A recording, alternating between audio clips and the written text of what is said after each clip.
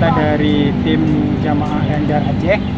Jadi alhamdulillah ini merupakan kegiatan hari kelima hari ini ya, dari hari-hari sebelumnya. Jadi hari ini kita ada melaksanakan kegiatan yaitu kampanye dengan konvoi bersama masyarakat Kota Lok Sumawe dan Aceh Utara, yaitu menggunakan beca.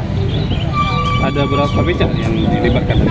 Alhamdulillah antusias beca hari ini yang pertama kita targetkan 35 orang, tapi dengan semangat dari masyarakat mencapai sampai dengan 50 beca pada hari ini. Rute tadi kemana aja? Rute kegiatan kita mulai dari Islamic Center, kemudian berputar ke arah Darussalam, kemudian putar lagi sampai ke Cunda tadi, balik lagi dan kembali lagi ke Islamic Center. Apa harapan dari pawai ini kepada masyarakat?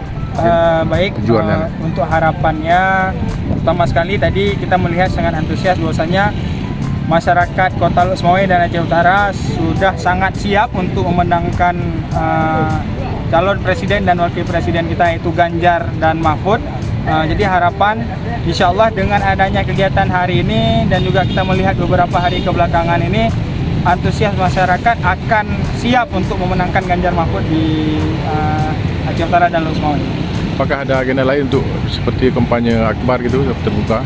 Untuk saat ini belum kita agendakan karena kita melihat juga batas waktu kampanye sampai dengan tanggal 10 besok.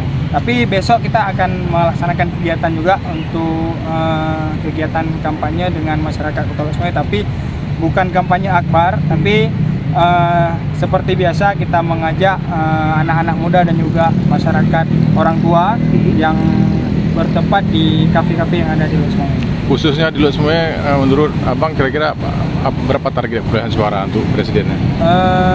Semaksimal mungkin ya. Semaksimal mungkin kita targetkan sehingga Ganjar dan Mahfud bisa menang. Oke, terima kasih. Oke, terima kasih.